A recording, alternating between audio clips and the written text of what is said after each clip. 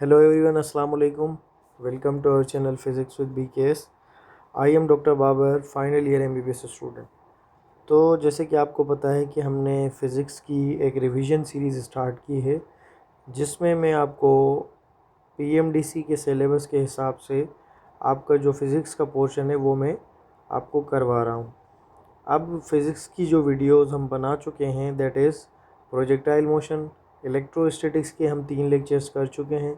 उसके बाद हमने फोर्स एंड मोशन की जो वीडियो है वो आज मॉर्निंग में अपलोड कर दी थी। Now we are going to solve work, power and energy worksheet. तो ये हम वर्कशीट सॉल्व करेंगे। इसमें मैंने ऐसे MCQ सिलेक्ट किए हैं जो कि आपके हर टॉपिक को कवर करते हैं, जो आपका MD गेट 2026 के सिलेबस के हिसाब से इम्पोर्टेंट है। तो उसके अलावा भी ये आपको वीडियो काफ़ी हेल्प करेगी, क्योंकि इसमें मैंने जो MCQs ऐड किए हैं वो हर कॉन्सेप्ट को कवर करेंगे। ठीक है, तो अगर आपको चैनल से रिलेटेड कोई भी अपडेट चाहिए तो फिज़िक्स विद BKS के नाम से मेरा व्हाट्सएप चैनल है, उसको आप ज्वाइन कर सकते हो। वहाँ पर आपको चैनल के रिगार्डिंग जो भी वीडियो की डेट्स होती हैं वो आपको पता लग जाएंगी। और दूसरा, अगर कि ये जो भी मैं आपको वीडियो सॉल्व करवा रहा हूँ वो अगर आपको PDF फ्रीली चाहिए तो फ्री PDF के लिए आप जो है मेरा group physics with BKS join कर सकते हो। दोनों की जो लिंक है वो कमेंट सेक्शन में जो है और डिस्क्रिप्शन में जो है मैं आपको दे दूँगा। ठीक है, तो चलिए लेट्स स्टार्ट करते हैं। जो है आपका वर्क, पावर, एनर्जी का सेक्शन। तो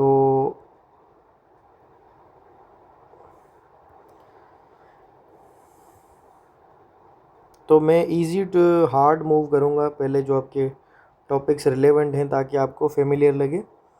ठीक है, तो लेट्स स्टार्ट।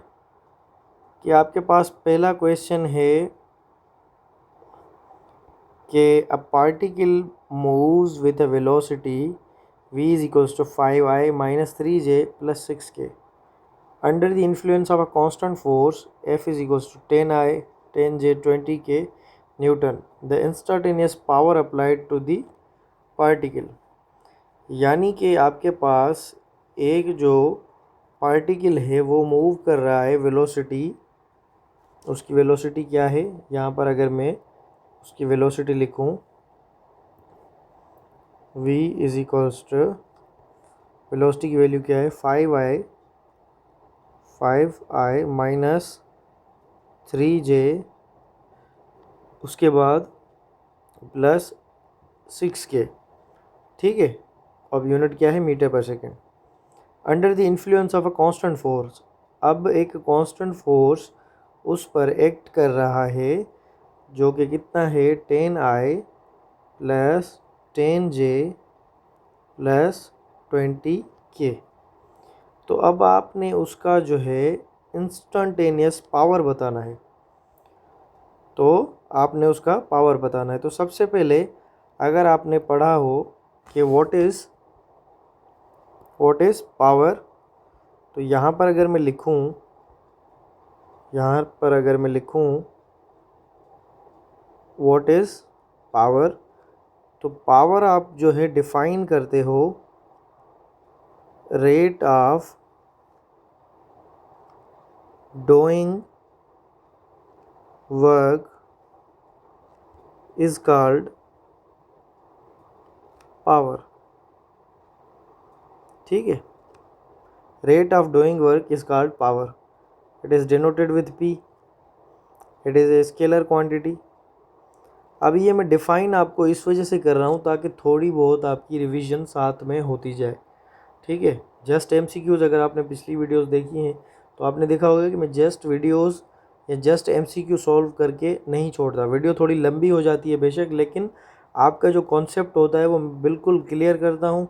एक MCQ अगर मैं आपको सॉल्व करवाता हूँ तो मैं आपको ये क्लेम करता हूँ कि उस MCQ के जैसे अगर आपके पास 10 क्वेश्चंस आएंगे डिफरेंट कॉन्सेप्ट्स को चेंज करके, तो वो भी आप सॉल्व कर लोगे। तो पावर क्या है, स्केलर क्वांटिटी है डिनोटेड विथ P। उसके बाद इसका यूनिट क्या है, सबसे पहले तो इसका फॉर्मूला लिखें, P is equals to work upon time.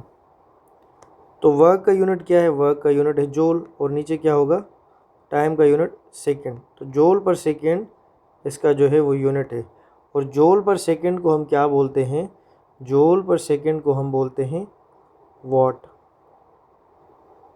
ठीक है, यानी कि पावर का यूनिट क्या हुआ, वॉट।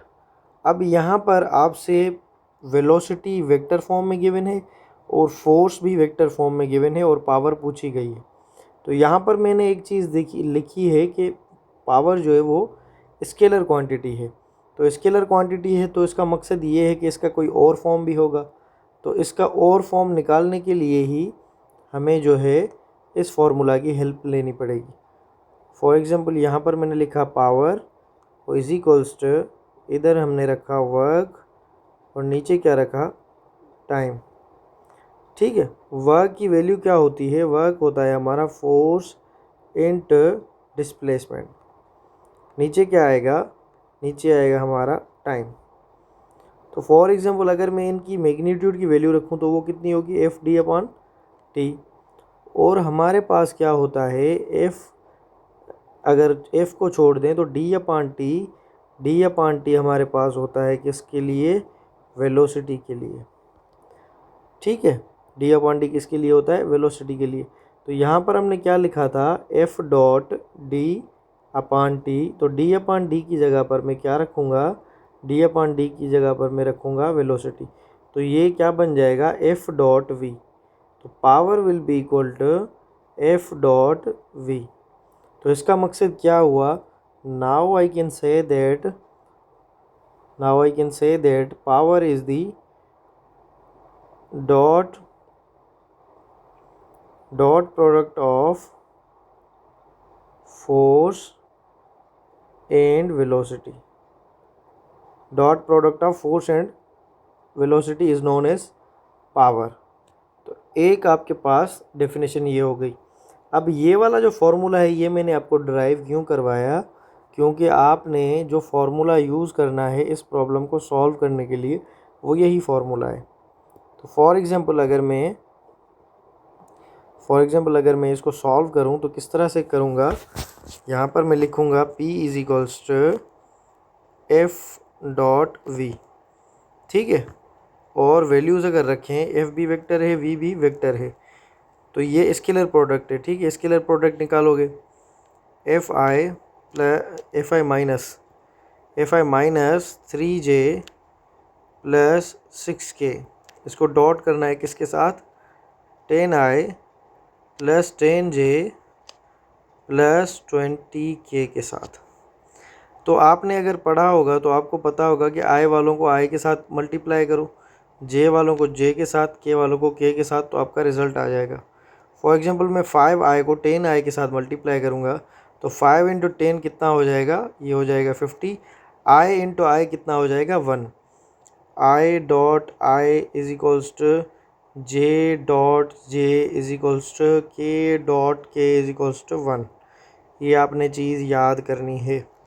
क्यों, क्योंकि आई भी एक यूनिट वेक्टर है अलोंग एक्स एक्सिस, जे भी जो है दूसरा आई रखेंगे तो वो भी यूनिट वेक्टर है आई अलोंग एक्स एक्सिस। दोनों की डॉट लोगे तो कितनी आएगी, 1 के इक्वल आएगी। ठीक है, और इस तरह से अगर आई डॉट जे करोगे, जे डॉट के करोगे या आई डॉट के करोगे तो सारे के सारे 0 के इक्वल मिलेंगे, क्योंकि इनकी दरमियान एंगल 90 हो जाएगा। ठीक है, तो ये वेक्टर्स की नॉलेज है। अगर वेक्टर्स की नॉलेज आपको जहन में नहीं है तो वो आप वीडियो दोबारा देख लो। तो 5 इंटू 10 कितना हो गया, 50। आई डॉट आई हमारा कैंसिल हो गया, 1 हो गया। ठीक है, 1 को इधर रखेंगे कोई फ़र्क नहीं पड़ेगा।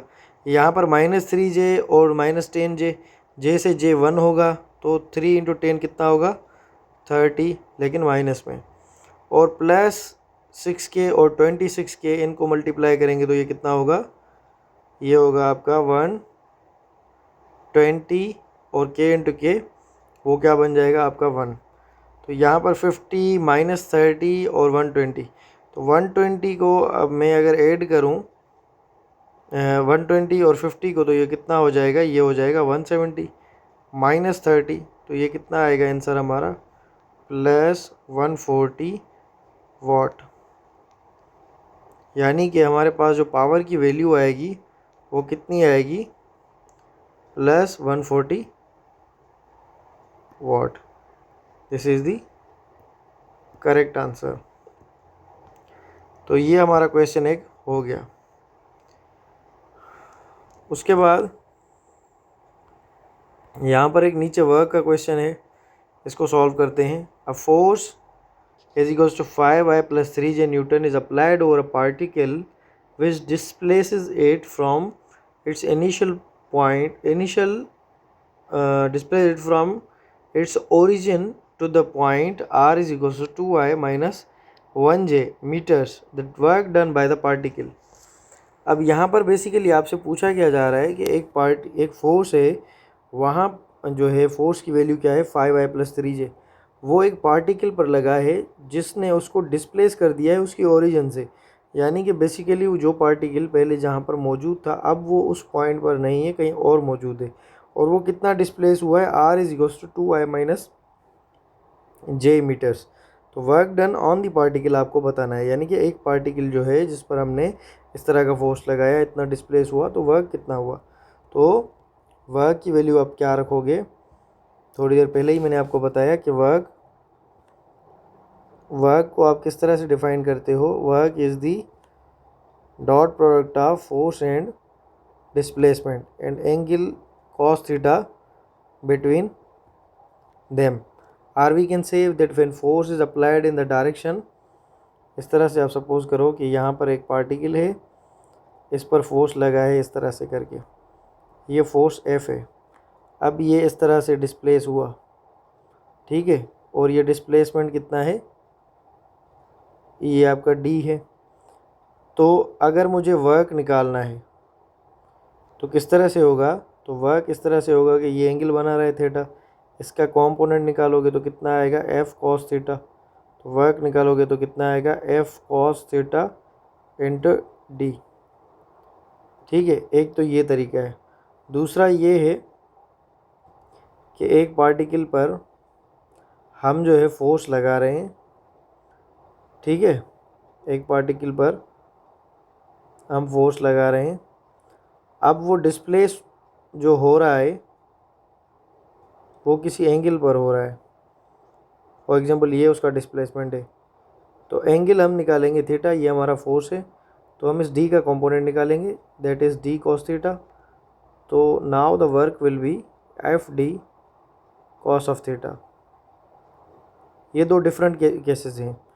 When force is applied in the direction of displacement, are when force is applied and the component of displacement is taken along the direction of force।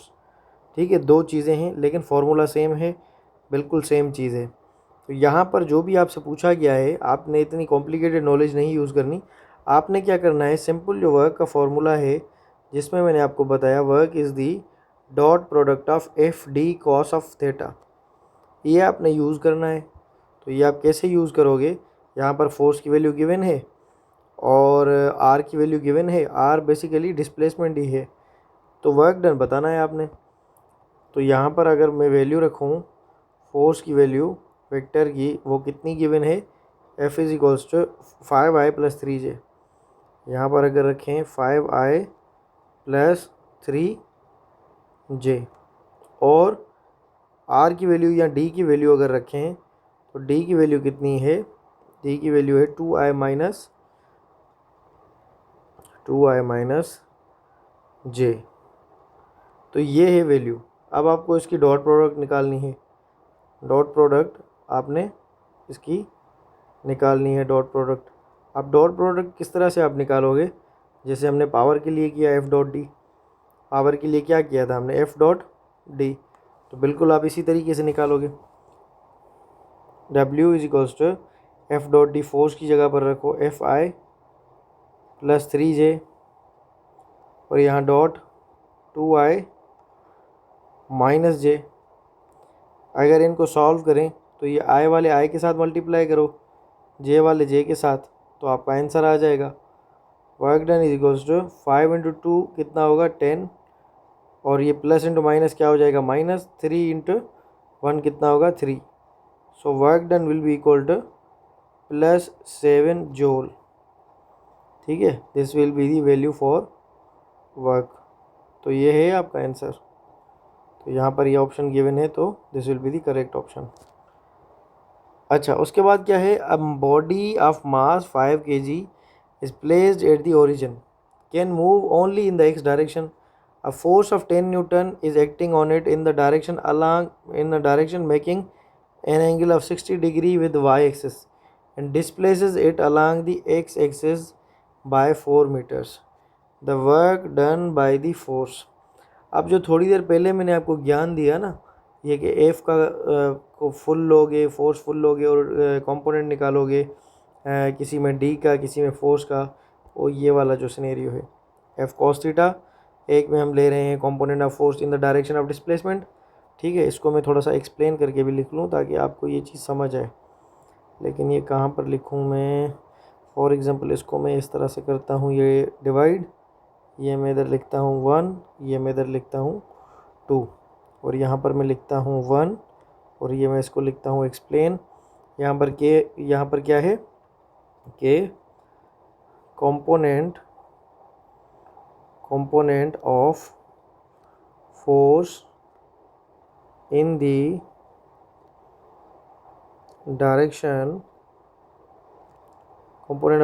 direction of displacement। अब दूसरा क्या है, दूसरा है component of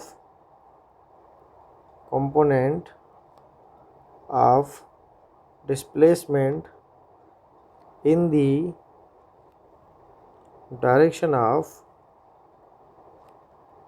of force। ठीक है, एक है कंपोनेंट फोर्स का डिस्प्लेसमेंट की डायरेक्शन में, एक है डिस्प्लेसमेंट फोर्स के डायरेक्शन में। तो यहाँ पर जो अभी आपसे क्वेश्चन पूछा गया है उसमें आपको ये बता रहा है कि एक बॉडी का मास है 5 kg जो कि ओरिजिन पर प्लेस है। अब वो सिर्फ एक्स में मूव कर सकती है। जब उस पर हमने फोर्स लगाया 10 न्यूटन, तो 10 न्यूटन फोर्स लगाने से, और फोर्स हमने लगाया है एंगल पर, एंगल कितनी है हमारी, एंगल है हमारी 60 डिग्री विद एक्स एक्सिस। तो डिस्प्लेस होता है वो 4 मीटर के साथ। तो आपने वर्क बताना है, तो इन दोनों में से कौन सा फार्मूला लगेगा, इन दोनों में से 1 और 2 में से कौन सा फार्मूला लगेगा। तो भाई फार्मूला दोनों के लिए सेम है। डॉट प्रोडक्ट का formula F D cos theta लिखें, एफ कॉस थीटा डी लिखें, बात एक ही है। लेकिन इसके पीछे कॉन्सेप्ट क्या है, कॉन्सेप्ट आपको याद करना है या समझना है। कॉन्सेप्ट इसमें किसका है कि मैं अगर यहाँ पर ड्रा करूँ, for example this is mass M, जो भी मास है इस पर इसने फोर्स लगाया है। ठीक है, ये है आपका एफ, इसने फोर्स लगाया है। ये है आपका हॉरिजॉन्टल, या इसको अब मैं बोल सकता हूँ एक्स एक्सिस, ये इसी में मास मूव कर सकता है। और ये एंगल क्या है, एंगल है आपका 60 डिग्री। और डिस्प्लेसमेंट जब इसने फोर्स ये लगाया तो डिस्प्लेसमेंट कितना हुआ, 2 मीटर्स, मेरे ख्याल से 2 मीटर्स था, 4 मीटर्स। ठीक है, 4 मीटर से, तो डिस्प्लेसमेंट क्या है 4 मीटर्स। तो आपने वर्क बताना है। तो यहाँ पर अगर मैं वर्क का फॉर्मूला लिखूँ तो क्या होगा, एफ डी कॉस थीटा। तो यहाँ पर कॉन्सेप्ट क्या लगेगा, यहाँ पर ये कॉन्सेप्ट लगेगा आपका कि एफ़ के होंगे 2 कंपोनेंट। भाई आपने वेक्टर की नॉलेज पढ़ी होगी कि आपका एफ़ होता है, एंगल अगर बनाता है किसी के साथ तो इधर को आप शेडो गिराते हो, तो यहाँ पर होता है ये F cos theta only when के angle is given with the X axis, और इधर को आपका होगा एफ साइन ऑफ थीटा। तो यहाँ पर आपका क्या है, फोर्स वो भी इसी तरह से गिवन है। तो यहाँ पर आप जो डायरेक्शन डिस्प्लेसमेंट के डायरेक्शन में होगा फोर्स का कंपोनेंट वो रखोगे, so that will be equal to F cos theta. Concept इसके पीछे यही है। फार्मूला तो दोनों में से कोई भी रख लो, आंसर सही आएगा। तो यहाँ पर अगर मैं वैल्यूज़ रखूँ तो क्या होगा, F D cos of theta, force कितना है, फोर्स है आपका 10 न्यूटन, इंटू डिस्प्लेसमेंट कितना है, डिस्प्लेसमेंट कितना है आपका, डिस्प्लेसमेंट है 4 न्यूटन। कॉस की वैल्यू क्या है, कॉस की वैल्यू कॉस 60। तो work done is equals to 10 × 4 × cos 60 की वैल्यू है 1/2। तो ये 2 से 2, ये 4 पर कितना जाएगा 2 टाइम्स, तो आपका वर्क कितना होगा 20 जूल। ठीक है, आई होप कि इट इज़ क्लियर। नाउ। तो यहाँ पर ये आंसर गिवन है 20 जूल। अच्छा, क्वेश्चंस आप खुद से करने की कोशिश किया करो पहले। सबसे पहले तो ये कर लिया हमने, ये कर लिया, ये नहीं किया, ठीक है। मैं सिस्टमेटिक आपको जो है लेकर जाऊंगा ताकि आपको मुश्किल ना लगे, ठीक है। ये क्वेश्चन भी हमने कर लिया। उसके बाद क्या है, ये है a horizontal force of 5 newton is required to maintain velocity of 2 metre पर second for a block of 10 kg mass sliding over a rough surface, work done by this force in 1 minute. Time दे दिया भाई इसने, time कितना है, 1 minute. अब दोबारा से सुनो इस सवाल को। सवाल क्या पूछ रहा है, आपसे बोला जा रहा है कि हॉरिजॉन्टल फोर्स है 5 न्यूटन का, जो कि आपको चाहिए किसी भी बॉडी जो है उसकी वेलोसिटी 2 मीटर पर सेकंड जो है करने के लिए। ब्लॉक का मास कितना है, 10 kg, जो कि स्लाइड कर रहा है एक रफ सरफेस पे। तो अगर वो वर्क करें हम तो 1 मिनट में वर्क कितना होगा। तो यहाँ पर अगर मैं आपसे एक चीज़ बोलूँ कि वर्क के भाई आपके पास फार्मूलाज कौन से हैं, तो वर्क का फार्मूला एक तो ये है आपके पास F D cos of theta. Work का दूसरा फार्मूला होता है पावर के टर्म्स में, work is equals to, power को हम इस तरह से लिखते हैं ना, power is equals to work upon time. तो वर्क को किस तरह से लिख सकते हैं, work is equals to power into time. लेकिन एक चीज़ जो है आपने सोचनी है, दूसरा पावर का फार्मूला क्या होता है, power is equals to F dot V. तो यहाँ पर आप क्या लिख सकते हो, work is equals to F dot, इस तरह से वर्क को लिख सकते हो आप। इधर से एफ हटाओगे, यहाँ पर रखोगे पी और एफ डॉट वी। देखो भाई, पहला फार्मूला तो ये है, दूसरा है ये फार्मूला। अब इस फार्मूला में मैंने क्या किया है, पावर की ये वाली वैल्यू रखी है। जब मैंने पावर की ये वाली वैल्यू रखी तो ये हमारे पास फार्मूला 4 बन गया। तो यहाँ पर क्या होगा, वर्क इज इक्वल्स टू, या इसको भी छोड़ दो, मैं आपको और जो है ना आसान तरीके से समझाता हूँ। आपने पढ़ा है F is equals to work is equals to F D, ठीक है, ये आपने पढ़ा है। तो एफ डी, डी क्या होता है, D is equals to S upon V, sorry अपना डी इज इक्वल्स टू, या एस इज, इधर ही पढ़ा है ना, S is equals to V into T. तो यहाँ से अगर मैं इसकी वैल्यू निकालूँ एस की, तो ये क्या होगा, F is equals to S into F is equals to V into T, ठीक है। आपके पास वी होता है एस अपॉन टी, ठीक है, V is equals to S upon T. मुझे बोलने में थोड़ी मिस्टेक हो गई, वी होता है एस अपॉन टी। तो जब डिस्प्लेसमेंट निकालोगे तो क्या बनेगा, V is equals to S into T. तो वर्क की अगर मैं वैल्यू रखूँ तो क्या आएगी, F into V into T. तो यहाँ पर यही वैल्यूज़ आपको रखनी है। फोर्स कितना है भाई, फोर्स है 5 न्यूटन। पूरी डेटा इस फार्मूला में फिट बैठती है। वेलोसिटी कितनी है, to maintain the velocity of 2 metre पर सेकेंड, 2 रख दिया, कितने टाइम के लिए, 1 मिनट के लिए। तो यहाँ पर मैं रखूँगा 1 मिनट, लेकिन 1 मिनट में 60 सेकेंड्स। तो work is equals to 5 two the 10 into 60। तो ये वर्क कितना होगा, 600 जूल। ऑप्शन देखो भाई, कोई ऐसा ऑप्शन है जो हमने निकाला है, बिल्कुल है। तो ये है आपका करेक्ट आंसर। अब बॉडी ऑफ मास, ठीक है, चलो ये बहुत बाद में करते हैं, सिस्टमेटिकली लेकर जाऊंगा, टेंशन नहीं लो, पूरे सॉल्व करेंगे सारे काम। अच्छा, कुछ क्वेश्चंस में मैंने आपको जो है ना यहाँ पर सॉल्यूशंस दिए हुए हैं, ठीक है। तो इसके 2 रीज़न्स हैं कि मैं जब एक्सप्लेन करता हूँ चीज़ें तो काफ़ी बच्चे बोल रहे थे कि वो जो है एक्सप्लेनेशन हम भूल जाते हैं, सॉल्यूशन तो आपका लिखा होता है, हमें समझ नहीं आता। तो जो कुछ क्वेश्चंस मुझे लगा कि टफ़ हैं, मैंने उनकी एक्सप्लेनेशन साथ में अटैच कर दी है कंप्यूटराइज फॉर्म में, ताकि जो है वो चीज़ आपको समझ आए, ठीक है। उसके बाद क्या है, ये हमारे पास एक प्यारा क्वेश्चन है, इसको मैं इधर इस तरह से कर देता हूँ ताकि मुझे पता लगे कि ये हमने नहीं किया। A 10 kg satellite completes one revolution around the Earth at a height of 100 km in 108 minutes. Work done by the gravitational force will be। तो भाई जो भी आपके सेंट्रीपिटल फोर्सेस होते हैं दे परफॉर्म ज़ीरो वर्क या they perform no work. Why? Because in centripetal force या in circular motion centripetal force and displacement या velocity act at 90 डिग्री.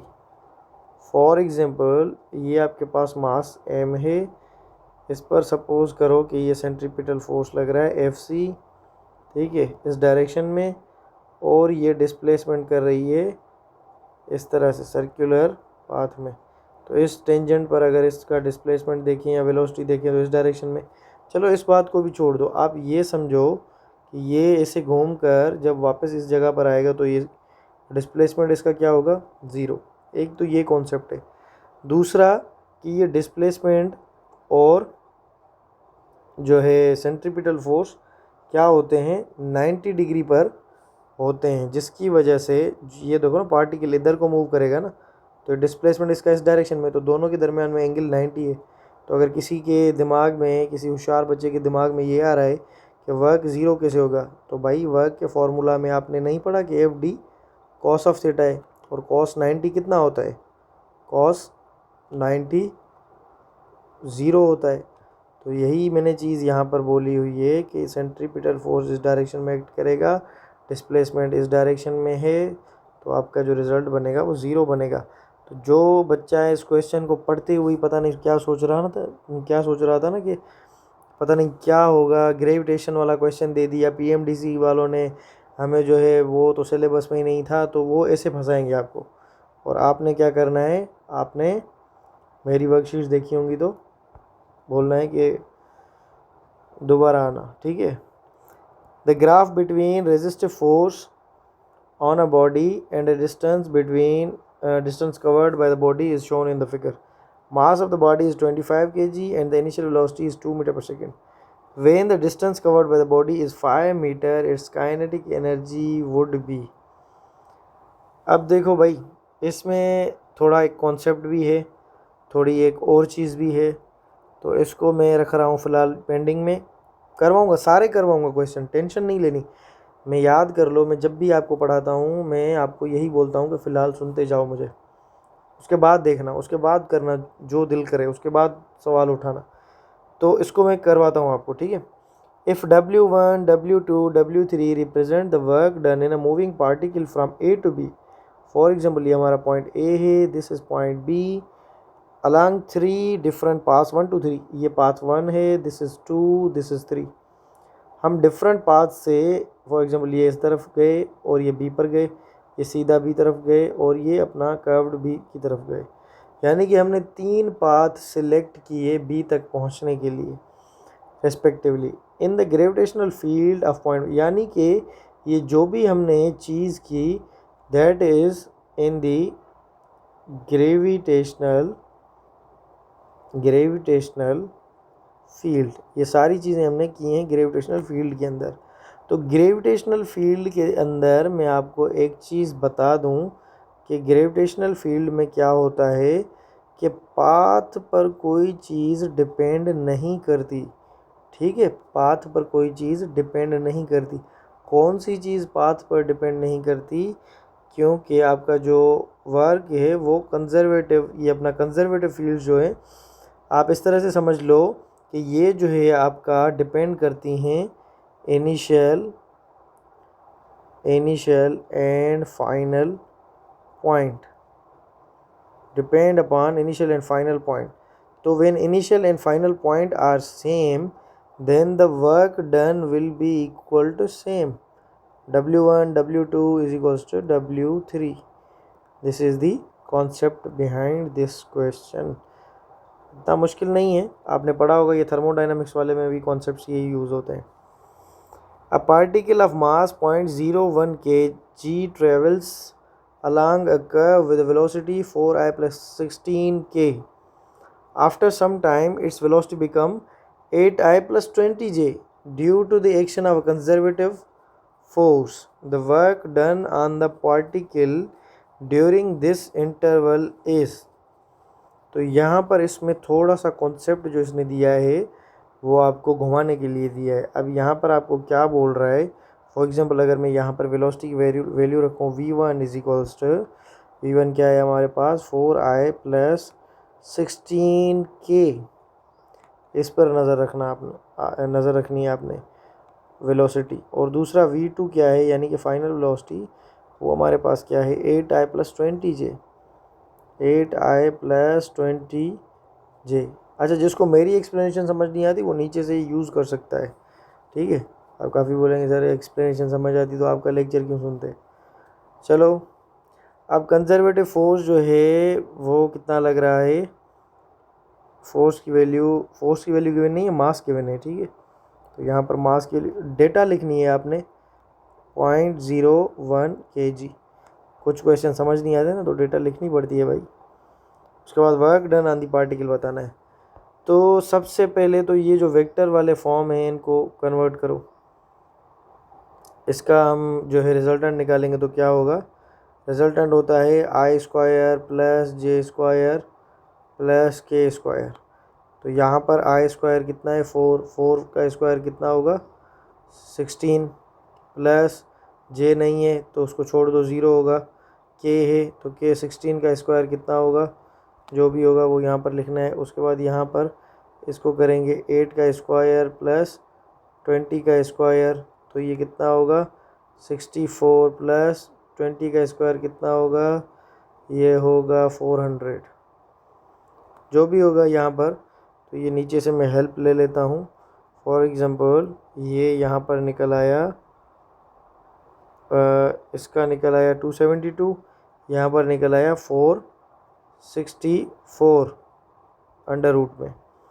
तो आपने क्या करना है, आपने ये जो भी वैल्यूज़ आई हैं, फॉर एग्ज़ाम्पल दोनों की जो भी वैल्यूज़ आई, आपने क्या करना है यहाँ पर एक चीज़ यूज़ करनी है, जो मुझे आपको ये चीज़ बस एक्सप्लेन करनी थी। वो क्या है, आपने वर्क एनर्जी थ्योरम लगाना है। What is work energy theorem, कि आप जो है वर्क को एनर्जी के इक्वल ले सकते हो। तो यहाँ पर आपसे वर्क पूछा गया है और आपको मास गिवन है, वेलोसिटी गिवन है। तो यहाँ पर आप क्या करोगे, kinetic energy is equals to work.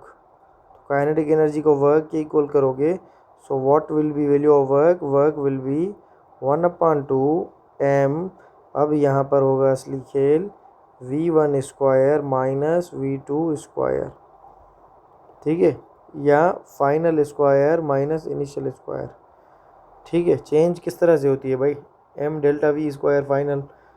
तो यहाँ पर ये होगा 1/2, मास होगा 0.01, और ये vf क्या है, दूसरे की वेलोसिटी क्या थी, तो वो थी 462 इधर रख दो, अंडर रूट में 462 माइनस, और ये इसका स्क्वायर है, माइनस इनिशियल कितनी है 272, ये 464 है और ये 272 है अंडर रूट में।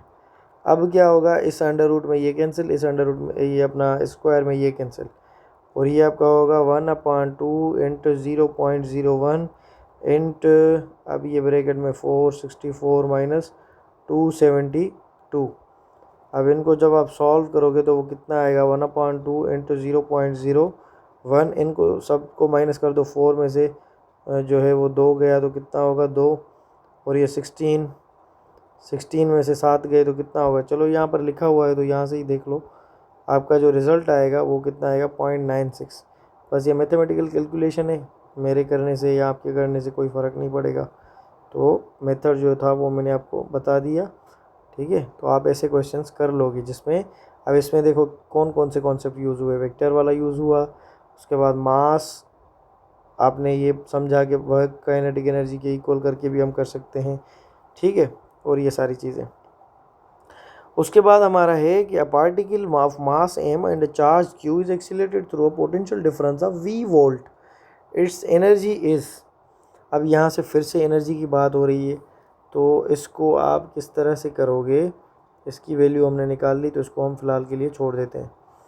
तो फॉर एग्ज़ाम्पल यहाँ पर एक बॉडी है जिसका मास m है, ठीक है, उसको चार्ज कितनी है, चार्ज है उसकी q। अब उसको जो है हम किसी पोटेंशियल सोर्स में से गुजारते हैं जिसका पोटेंशियल है v।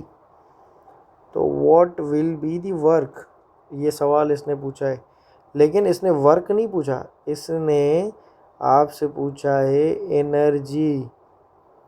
ठीक है, इसने आपसे पूछा है क्या, एनर्जी। लेकिन मैं आपको थोड़ी देर पहले ही बता चुका हूँ कि आप जो है एनर्जी को वर्क के इक्वल ले सकते हो। तो भाई मसला ही सारा मैंने हल कर दिया। तो वर्क किसके इक्वल होता है, आपने पढ़ा होगा एक फार्मूला कि work is equals to Q delta V. ठीक है, तो इस वर्क को, एनर्जी को आप दोनों को इक्वल लो तो क्यू डेल्टा वी बनेगा भाई फार्मूला। तो इधर आपका जो आंसर आएगा वो कितना आएगा, वो आएगा Q delta V, M Q V नहीं आएगा। ऐसा ना हो ज़्यादा होशियार हो जाओ। ठीक है, a body of mass 10 kg at rest is acted upon simultaneously by two forces 4 and 3 at right angles to each other. Kinetic energy of the body at the end of 10 seconds. देखो भाई कितने आरामी है ये सवाल बनाने वाले, सवाल मैंने नहीं बनाए भाई। अब देखो कॉन्सेप्ट इसमें देखो ना किसने किस तरह। सबसे पहले तो आई विश कि अगर आपकी वेक्टर की नॉलेज अच्छी है तो आप ये खुद से सॉल्व करो, बड़ा प्यारा क्वेश्चन है और ऐसे क्वेश्चन मैंने जानबूझ कर डाले हैं ताकि आपकी प्रैक्टिस अच्छी हो। सबसे पहले तो यहाँ पर जो चीज़ की हुई है, एक इसने ये देखो, ये इसने किया है फोर्स को 3 न्यूटन और एक फोर्स को किया है कितना, 4 न्यूटन। अब मैंने एक को ऐसे बनाया एक को ऐसे बनाया, वो क्यों, क्योंकि यहाँ पर इसने बोला है कि दोनों फोर्सेस के दरमियान जो एंगल है वो कितना है, 90 डिग्री। अब ये एक जो है ना रफ मेथड है इसको बनाने का, या इसको मैं बोल सकता हूँ ये हेड टू टेल रूल के हिसाब से बनी हुई है। लेकिन अगर मैं इसको स्टैंडर्ड लिखूं तो मैं क्या करूंगा, मैं दोनों की टेल्स को मर्ज करूंगा, ये इस तरह से करके और ये इस तरह से। तो ये आपका होगा कितना, 4 न्यूटन।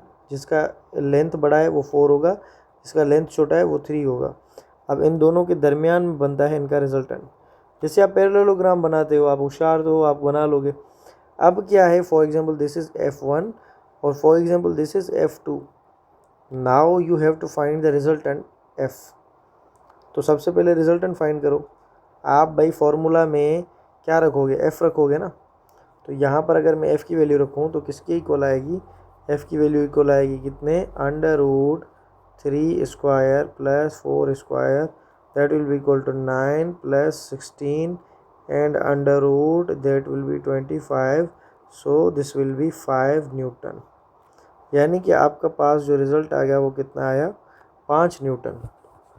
एक चीज़ तो हमने निकाल ली, लेकिन हमने एक मेन चीज़ नहीं देखी कि सवाल क्या पूछ रहा है हमसे। तो भाई जो हमसे सवाल पूछा जा रहा है वो क्या है कि इसकी इनिशियल वेलोसिटी 0 है और इसकी हमने काइनेटिक एनर्जी बतानी है 10 सेकंड के बाद। इसका मास जो है वो गिवन है। ठीक है, तो यहाँ पर अगर देखो आप कि डेटा में आपके पास कौन कौन सी चीज़ें हैं। डेटा में आपके पास फोर्स अवेलेबल है, फोर्स कितना आ गया आपके पास, 5 न्यूटन। उसके बाद मास गिवन है, मास कितना है, मास कितना है आपके पास 10 kg और आपकी इनिशियल वेलोसिटी है 0। टाइम है आपके पास कितना, टाइम है आपके पास 10 सेकंड्स। ठीक है, टाइम है आपके पास 10 सेकंड। उसके बाद आपसे क्या पूछा जा रहा है, आपसे पूछा जा रहा है काइनेटिक एनर्जी। अब इस सारी डेटा को देख के आपके पास कोई चीज़ माइंड में आ रही है। फॉर एग्जांपल अगर मैं काइनेटिक एनर्जी का फॉर्मूला लिखूं, काइनेटिक एनर्जी किसके इक्वल होती है, 1/2 mv²। और अगर मैं वर्क का फॉर्मूला लिखूं, वर्क का फॉर्मूला क्या है, वर्क का फॉर्मूला क्या है, W F.D फॉर सपोज के लिए। तो यहाँ पर अगर मैं डिस्प्लेसमेंट की वैल्यू निकालूं तो डिस्प्लेसमेंट किसके इक्वल होगा, 2as is equals to V square minus U square. Suppose this is U square and that it is zero, तो यहाँ पर मैं क्या लिखूँगा, S is equals to V square upon 2a। ठीक है, एक चीज़ मैं ये लिख सकता हूँ भाई, लिखो F dot V square upon 2 into A. ठीक, अब एक्सीलरेशन किसके इक्वल होती है, क्योंकि यहाँ पर फॉर्मूला में आपके पास एक्सीलरेशन नहीं है, फाइनल वेलोसिटी भी आपके पास जो है वो गिवन नहीं है। तो यहाँ पर आप क्या करोगे, तो यहाँ पर हमने फोर्स की वैल्यू निकाल ली, यहाँ पर हमने फोर्स की वैल्यू निकाली थी, कितनी आई थी 5, और मास हमारे पास कितना है, मास हमारे पास कितना है 10। तो A इज इक्वल्स टू क्या होता है, F अपान M। फोर्स की वैल्यू कितनी है 5, नीचे में रखूँगा 10, सो दिस विल बी 0.5, यानी कि मुझे एक्सीलरेशन की वैल्यू मिल गई। फोर्स ऑलरेडी मेरे पास है, अब मुझे क्या चाहिए, सिर्फ वेलोसिटी। तो यहाँ पर मैं रखूँगा वेलोसिटी का formula v is equals to U plus A T, लेकिन u तो ज़ीरो है, तो v is equals to A T लिखूँगा मैं। v is equals to acceleration कितनी है 0.5, टाइम कितना है हमारे पास 10 सेकेंड। तो ये वेलोसिटी आपके पास क्या हो जाएगी, वेलोसिटी आपके पास हो जाएगी 5 मीटर पर सेकेंड। तो यहाँ पर इसमें फॉर्मूला में जब आप वैल्यूज़ रखोगे तो फोर्स कितना है 5, और ये 5 का स्क्वायर कितना हो जाएगा वेलोसिटी का 25, और नीचे क्या रखूँगा मैं 2 इंटू एक्सीलरेशन कितनी है 0.5। अगर मैं 0.5 का 0 हटाऊँ तो नीचे क्या लिखूँगा मैं 10, तो ये 10 ऊपर चला जाएगा, 10 ऊपर जाएगा तो क्या हो जाएगा इधर ये 250। ठीक है, 250 हो जाएगा। और 5 का टेबल अगर मैं बस ये 5 से 5 ख़त्म हो जाएगा, तो ये ऊपर बचा 250, 250 को मैं डिवाइड करूँगा 2 के साथ, तो ये कितना होगा 125, और ये आपका क्या है 1/25 जूल।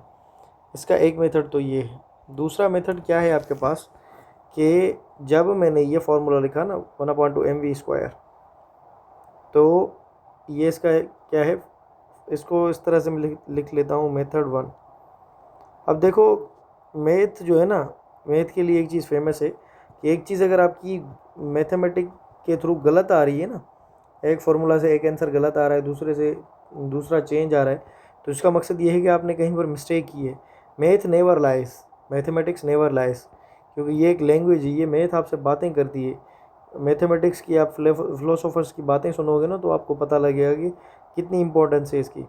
अब एक चीज़ मैंने इधर लिख दी, अब दूसरा क्या है, काइनेटिक एनर्जी का फार्मूला मैंने लिखा क्या 1/2mv²। 1/2mv² हमने लिखा A is equals to F/m। Force कितना था भाई, फोर्स था 10, सॉरी फोर्स था कितना, फोर्स था 5, और मास कितना था 10, तो ये हमारे पास कितना आया एक्सीलरेशन का वैल्यू 5.5 मीटर पर सेकेंड स्क्वायर। ठीक, एक चीज़ तो ये। अब दूसरा क्या था, वेलोसिटी का वैल्यू निकालना। ठीक है, यहाँ पर आपको एक्सीलरेशन का वैल्यू मिल गया है, अब एक्सीलरेशन के बदले में आप वेलोसिटी का वैल्यू निकालोगे, v is equals to 80। v is equals to acceleration की जगह पर क्या रखोगे, एक्सीलरेशन की जगह पर 0.5 इंटू 10, तो v की वैल्यू आपके पास आ गई 5 मीटर पर सेकेंड। अब आप क्या करोगे, अब वो जो मैंने पीछे किया उसको कुछ नहीं करोगे आप डायरेक्टली फार्मूला किसका लिखोगे, आप डायरेक्टली यहाँ पर फार्मूला लिखोगे किसका, काइनेटिक एनर्जी का। ठीक है, तो काइनेटिक एनर्जी किसकी इक्वल है 1/2, मास कितना है आपका 10, मास की वैल्यू कितनी है 10, वेलोसिटी कितनी है 5, और इसका स्क्वायर, तो ये हो जाएगा 2 इंटू 25, 2 इंटू 25 125 जूल। अब दोनों मेथड्स हैं, जो आपको पसंद आए आप करो, लेकिन पीछे वाला मेथड इसलिए ज़रूरी था मुझे बताना आपको, कि आपको सिर्फ ये ना लगे कि work is equals to FD, work is equals to power into time. Work आप इस तरह से भी लिख सकते हो F.V²/2a, ये याद कर लो फॉर्मूला। जब प्रॉब्लम इस पर आ जाएगा ना, तो उस टाइम आपके जहन में ये चीज़ नहीं आएगी। यहाँ पर देखो प्रॉब्लम ने किस तरह से खेला है आपके साथ, आपसे काइनेटिक एनर्जी पूछी है लेकिन वेलोसिटी नहीं दी, आपको एक्सीलरेशन दी है लेकिन वेलोसिटी भी गिवन नहीं है। तो इस फॉर्मूला में दो चीज़ें मिसिंग थी, हमने दोनों निकाली हैं, उसके बाद इस फॉर्मूला में पुट किया है, उसके बाद हमारा आंसर आया है। ठीक है, तो चलो, गुड क्वेश्चन, अच्छा सवाल था। और उसके बाद इसका आंसर 125। अच्छा, उसके बाद है कि if a momentum of a body increases by 0.01% then increase in kinetic energy will be. तो आपके पास जो काइनेटिक एनर्जी होती है, kinetic energy is equals to proportional of P square upon 2m, या kinetic energy is equals to P square upon 2m। तो जब इस तरह का कोई रिलेशन हो तो काइनेटिक एनर्जी किसके साथ प्रोपोर्शनल है? पी स्क्वायर के साथ। तो मैंने आपको बताया था कि इस तरह के जब प्रॉब्लम होते हैं, अगर आप x किसी चीज़ को इंक्रीज़ कर रहे हो और इस तरह का रिलेशन है, तो इधर जो है इंक्रीज़ कितनी आएगी? x% इंक्रीज़ कर रहे हो तो इधर कितना आएगा? 2x% इंक्रीज़ आएगी। For when the change is equals to या approximately equal to very small, very small जब चेंज है, और वेरी स्मॉल में भी कितनी? लेस देन 10%, यानी कि लेस देन 10% जब आप चेंज के प्रॉब्लम्स देखोगे तो उसमें आप इस तरह से करोगे। तो यहाँ पर क्या क्वेश्चन में बोला गया है कि 0.01 जो है आपकी काइनेटिक एनर्जी, इस तरह का ही सवाल है ना? किधर था 0.01? हाँ, मोमेंटम को अगर इंक्रीज़ करते हैं 0.01% तो काइनेटिक एनर्जी कितनी जो है वो इंक्रीज़ होगी? काइनेटिक एनर्जी कितनी इंक्रीज़ होगी? 0.01 इसको जो है हम करते हैं इंक्रीज़, तो काइनेटिक एनर्जी हमारे पास कितनी होगी? काइनेटिक एनर्जी हमारे पास कितनी होगी? 0.02। ठीक है, या इसको भी आप कर सकते हो इस तरह से, kinetic energy is equals to P square upon 2m। मैं इन मेथड्स पे ज़्यादा रिलाई नहीं करता, लेकिन बच्चों सिर्फ इसी वजह से आपको एक्सप्लेन कर रहा हूँ, because most of the student want shortcuts, most of the student wants tricks. मैं ज़्यादा ट्रिक्स वगैरह ये वो इनके चक्करों में नहीं पड़ता, वो इस वजह से कि ये प्रॉब्लम कभी कभी गलत करवाते थे। यहाँ पर अगर किसी बच्चे को कंडीशन पता ना हो ना, फॉर एग्जाम्पल मैं बोलूँ कि 100% हमने इंक्रीज़ किया है, वो ये करके ठा करके लगा दे, फिर एग्ज़ाम में उसके मार्क्स कम आएंगे। ठीक है, तो kinetic energy is equals to P square upon 2m। तो इसको मैं करवाता हूँ आपको कि काइनेटिक एनर्जी अब क्या किया है इसने, कि मोमेंटम को कितना इंक्रीज़ किया है? मोमेंटम को इंक्रीज़ किया है 0.01%। कितना था? 0.01%। तो काइनेटिक एनर्जी कितनी इंक्रीज़ होगी? तो काइनेटिक एनर्जी मोमेंटम कितना इंक्रीज़ हुआ? p plus 0.01%, P square 0.01%, P square इधर आएगा ब्रैकेट के ऊपर और नीचे 2m। तो यहाँ पर मैंने लिखा kinetic energy is equals to P plus P, कितना हो गया? 2p, लेकिन यहाँ पर ये कितना है? 1। अब देखो ना, ये 1.000 इस तरह से, और ये किधर है? 0.01 था, तो इसको छोड़ दो, इसको प्लस करो, ये होगा 1, ये होगा 0 और ये 1, यानी कि 1.01 और ये p और ये इसका स्क्वायर और नीचे अपॉन 2m। अब ये आपकी इनिशियल काइनेटिक एनर्जी इनिशियल। आपको क्या करना है? काइनेटिक एनर्जी फाइनल निकालनी है, जो कि चेंज के बाद होगी, कितनी इंक्रीज़ होगी। तो ये 1.01 का जब आप स्क्वायर करोगे तो वो कितना आएगा? तो ये आपका आएगा 1.02, 1.02 ये आपका वैल्यू आएगा जब आप इसको स्क्वायर करोगे। क्या होगा? P square upon 2m। अब ये आ गई आपकी काइनेटिक एनर्जी फाइनल। अब पहले इतनी थी, अब इतनी है, तो इंक्रीज़ कितनी हुई? तो जो बाद वाली वैल्यू है उसमें से आप पहले वाली वैल्यू निकालोगे तो आपके पास आंसर आ जाएगा। अब देखो, बाद वाली वैल्यू क्या है? 1.02 P square upon 2m minus P square upon 2m।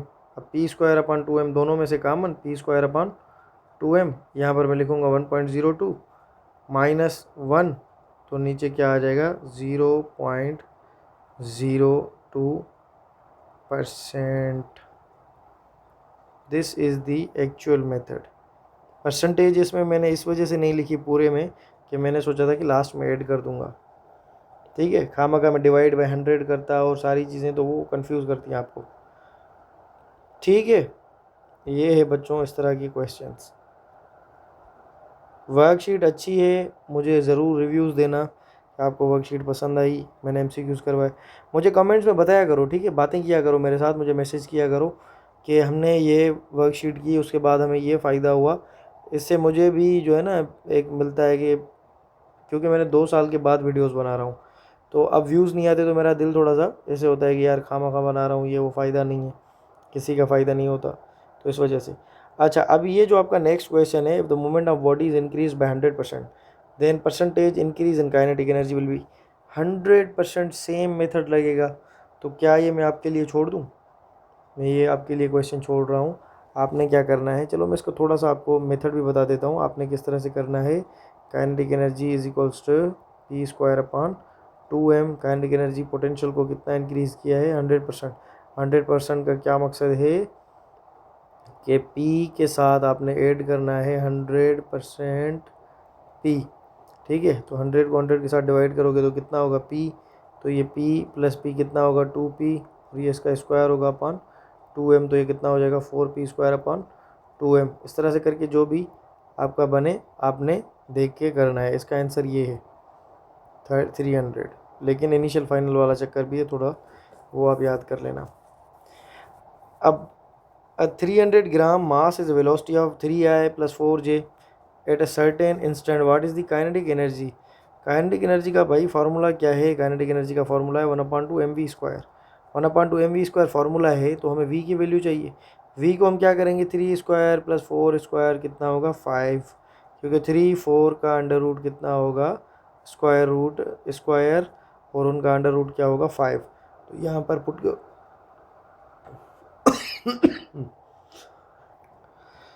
ठीक है, तो इसका कितना आएगा ये 5, और उसके बाद आपने काइनेटिक एनर्जी की वैल्यू निकालनी है 1/2 0.3 इंटू 5²।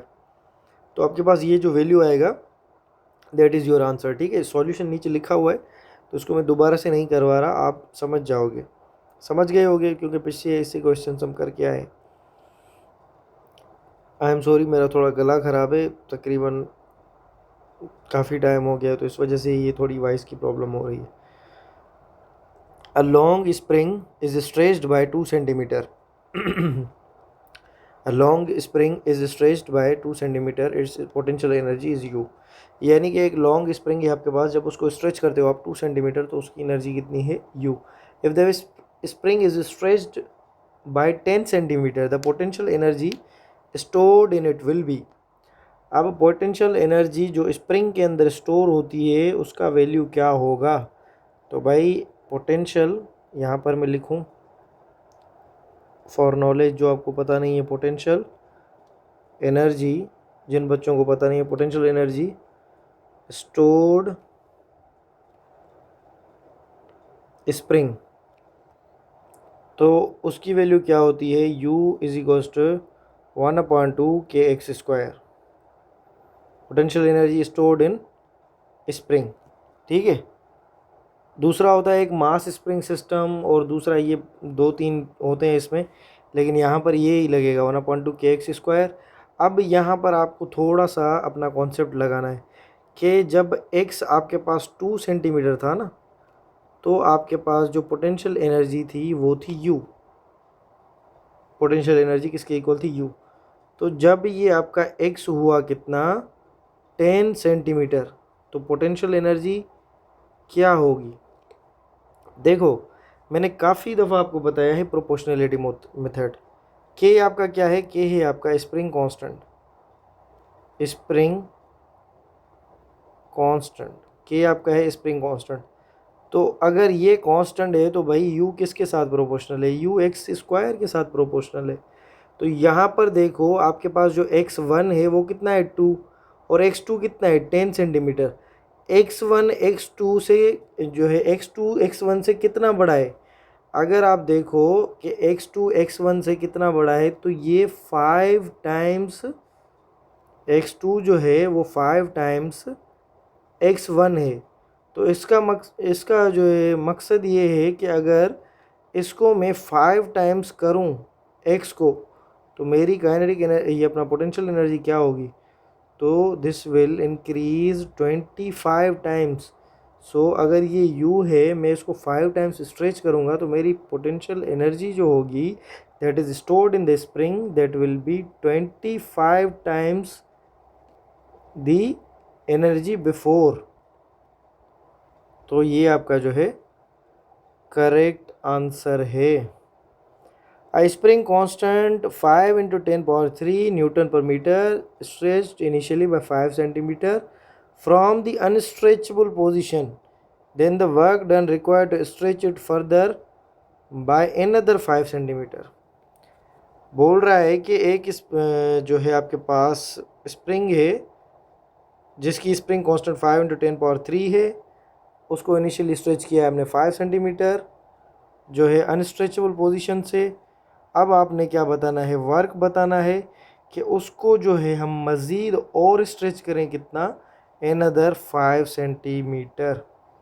तो भाई ये भी क्वेश्चन इस तरह से ही है, लेकिन इसमें है एक छोटी सी चीज़।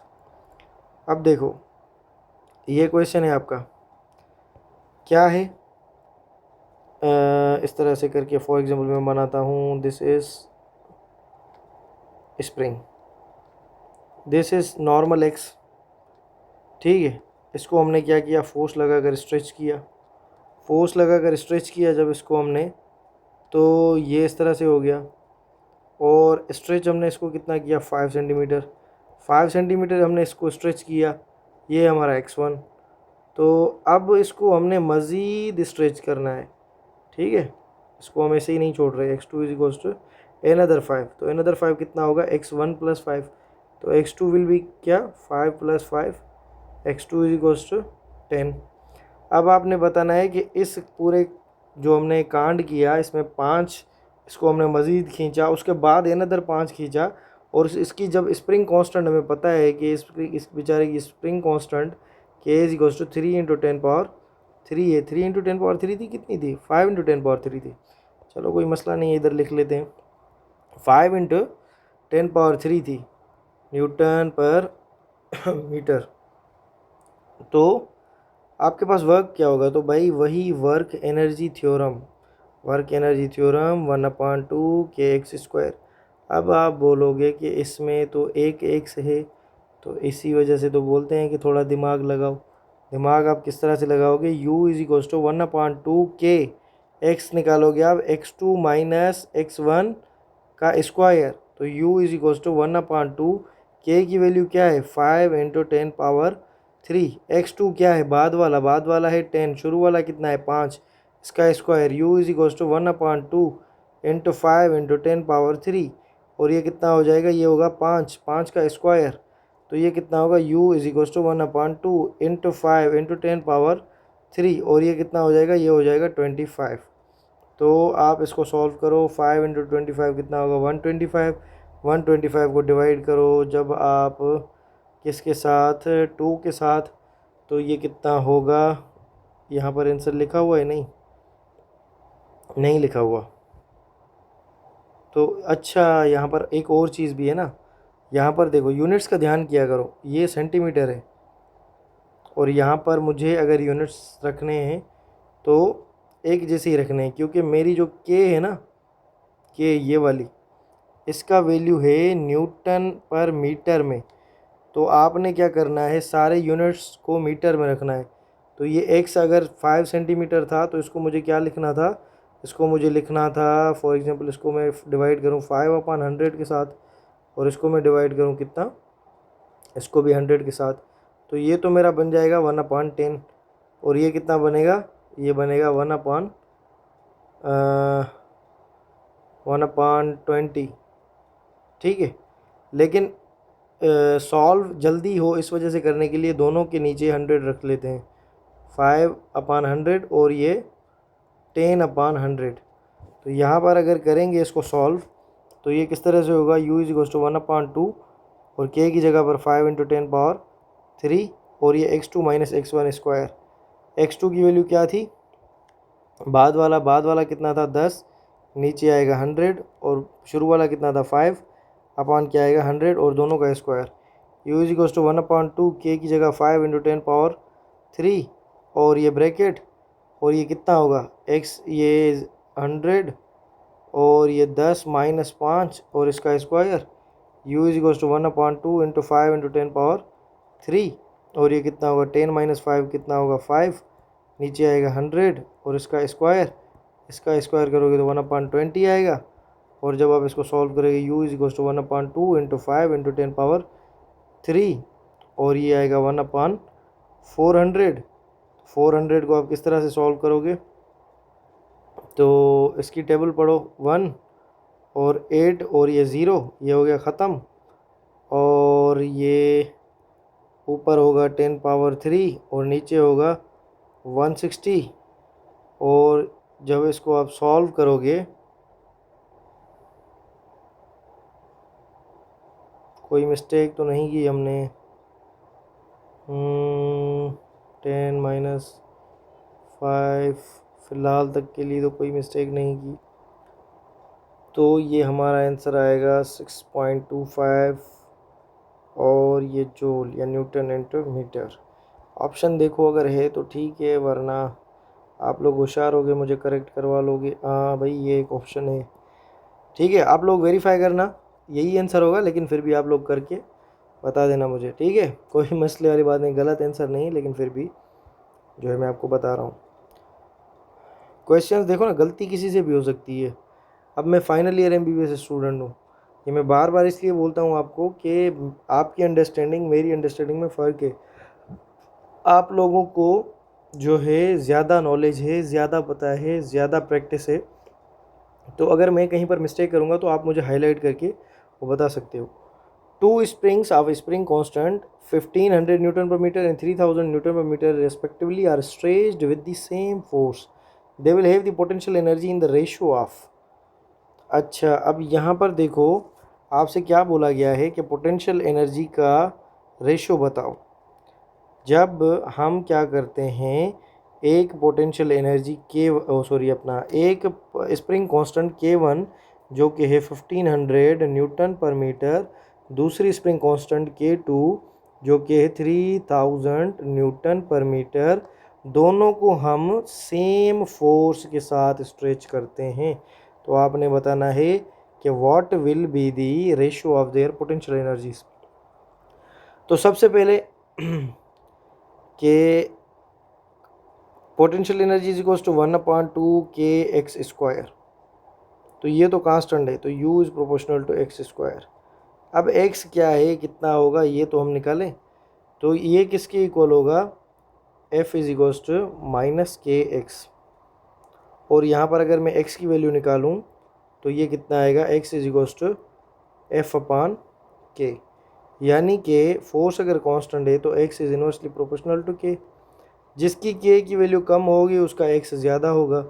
फॉर एग्ज़ाम्पल अगर मैं रेशो निकालूं x का और k का, तो आपको किस तरह से वैल्यू मिलेगा, x का वैल्यू अगर मैं इस तरह से निकालूं, इस तरह से, किस तरह से, K2/K1 is equals to x1/x2।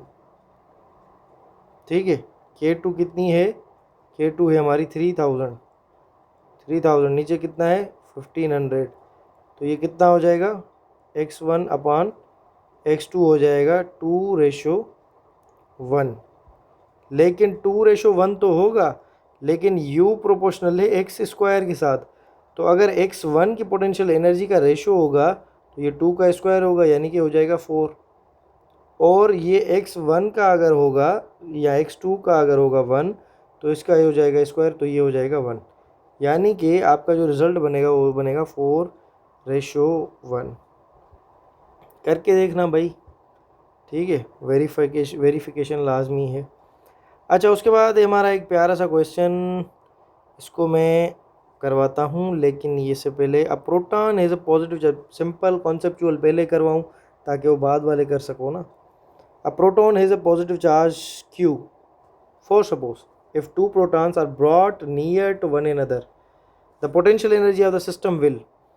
तो याद कर लो, यहाँ पर एक प्रोटॉन है आपके पास, यहाँ पर आपके पास सिस्टम के अंदर एक दूसरा प्रोटॉन है।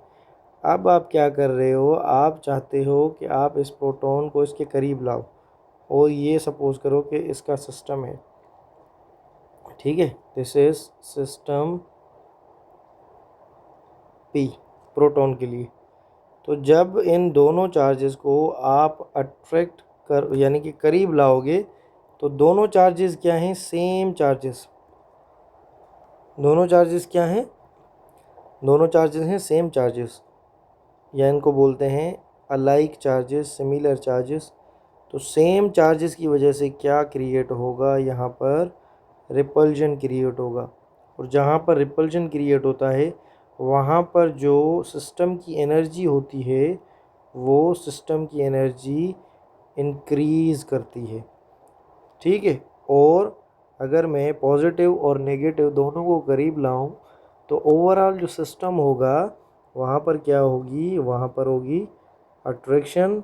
और अट्रैक्शन में क्या होता है, सिस्टम की जो एनर्जी है वो डिक्रीज़ करती है। तो ये दो चीज़ें होती हैं, ये कॉन्सेप्ट था, ये मुझे बताना था आपको, ताकि ऐसा कोई क्वेश्चन अगर सिंपल आए तो वो आप कर लो।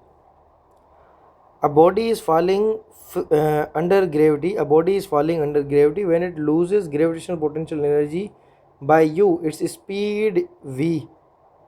Its speed is v. The mass shall be. यानी कि बोल रहा है कि एक बॉडी है,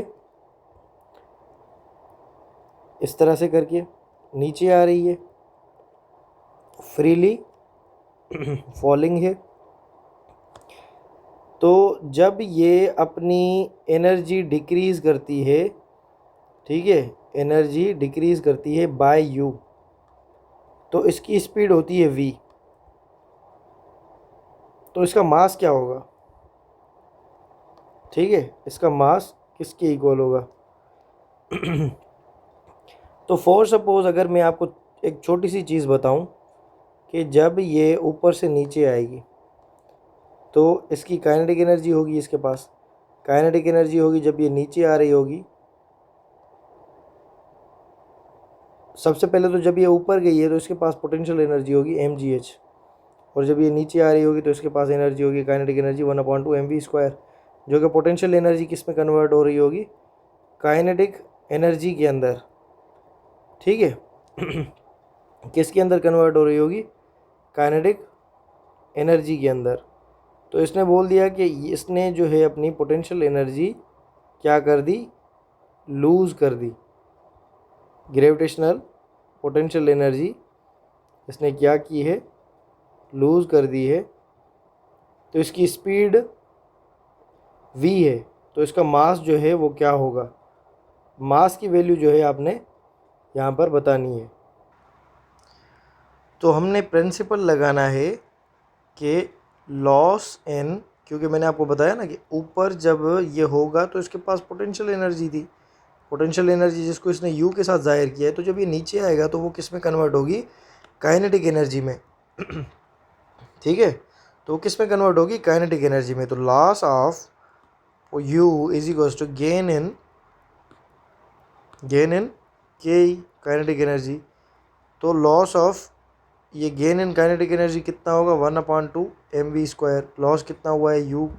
तो यहाँ पर अगर मैं m की वैल्यू निकालूँ तो m किसके इक्वल होगा, 2u/v², ठीक है। ये आपसे क्वेश्चन इसी तरह से भी पूछ सकता है, ये पूरी कहानी ना बताए कि आप पूरी ऊपर से एक बॉडी जो है वो फॉल कर रही है, वो जब नीचे आती है, फॉर एग्जांपल ये इस पॉइंट पर है, और इसने जो है अपनी काइनेटिक ग्रेविटेशनल पोटेंशियल एनर्जी जो है जब ये ऊपर से आ रही थी तो इसकी मतलब ग्रेविटेशनल पोटेंशियल एनर्जी डिक्रीज़ कर रही थी और काइनेटिक एनर्जी इंक्रीज़ कर रही थी। आप मास की वैल्यू बताओ, इससे लैंग्वेज चेंज करके भी पूछ सकता है, या what will be value of mass. तो मास कितना होगा, 2u/v², ठीक है।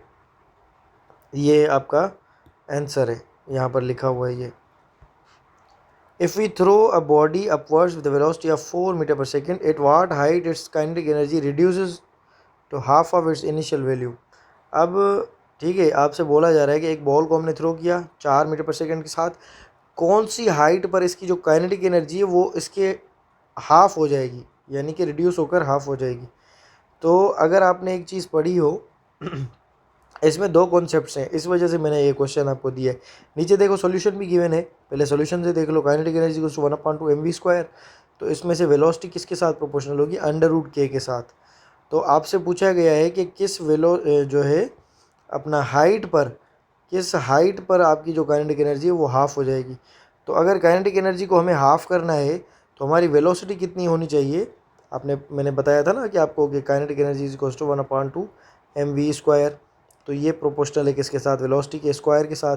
तो अगर वेलोसिटी को मुझे हाफ़ करना है, काइनेटिक एनर्जी को अगर मुझे हाफ़ करना है तो वेलोसिटी को कितना होना चाहिए, तो वेलोसिटी को यहाँ पर लिख रहा है कि when kinetic energy of the body reduces to half the velocity will become u upon √2।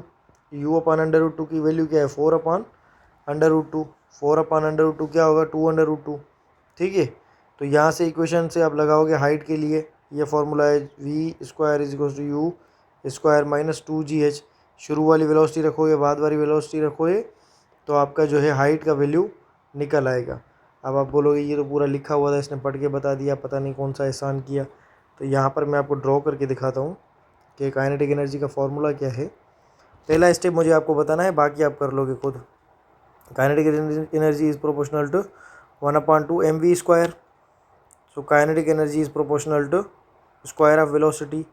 अगर काइनेटिक एनर्जी अपने वैल्यू के हाफ हो रही है तो वेलोसिटी क्या होगी, वेलोसिटी इज़ प्रोपोर्शनल टू किसके साथ, √k के साथ। √k के साथ प्रोपोर्शनल हो रही है। अगर मैं इसको हाफ करूं तो काइनेटिक एनर्जी क्या होगी v/2 मुझे अगर करना है, ये इसके साथ डायरेक्टली प्रोपोर्शनल है, तो ये कितना हो जाएगा, ये हो जाएगा k/√2। ठीक है, और ये अंडर रूट ऊपर भी है नीचे भी है, तो ये जो वैल्यू बनी थी इधर u/√2, ये इसी तरह से बनी है कि वैल्यू बनेगी v/√2। और u इनिशियली इसने कितना दिया था, ये इसने दिया था 4/√2। तो मैं क्या करूँगा, इस √2 को इसके साथ मल्टीप्लाई करूँगा, इसके साथ डिवाइड भी करूँगा, तो ये ऊपर बन जाएगा 4/√2, नीचे हो जाएगा 2, तो ये कितना होगा 2/√2। अब ये 2/√2 आपने क्या करना है, 2a is equals to v² minus u²। यहाँ पर s की वैल्यू कितनी होगी, v² माइनस u²/2a। आपने ये फॉर्मूला यूज़ करके s की वैल्यू निकालनी है, and s is nothing but height. Simple सवाल है, सिंपल तो नहीं है, खैर थोड़ा सा मुश्किल है, थोड़ा सा, लेकिन ट्रिकी है, कर लोगे आप। ये क्वेश्चन मैंने इस वजह से दिया कि आपसे एक चीज़ पूछ रहा है, लेकिन वो पॉसिबल तब होगी जब आप एक चीज़ दूसरी निकालो। हाइट आपसे पूछ रहा है कि at what height the kinetic energy reduces to half, यानी कि काइनेटिक एनर्जी कौन सी हाइट पर हाफ हो जाएगी, लेकिन उससे पहले आपको वेलोसिटी का गेम देखना है, तो इस वजह से मैंने ये क्वेश्चन दिया आपको। A stone is projected vertically upward from the ground, reaches maximum height h when it is at height 3h/4. The ratio of its kinetic energy and potential energy will be। एक stone को आपने maximum height तक भेजा, अब वो जब, ठीक है, अब जब वो एक हाइट 3h/4 पर है, तो उसकी काइनेटिक एनर्जी और पोटेंशियल एनर्जी का रेशियो बताना है भाई। तो यहाँ पर सॉल्यूशन देख लो पहले। At maximum height total energy कितनी होती है, पोटेंशियल एनर्जी, वो किसके इक्वल होगी, mgh के। तो eight height 3h/4 potential energy कितनी होगी, mg 3h/4 या 3/4 mgh।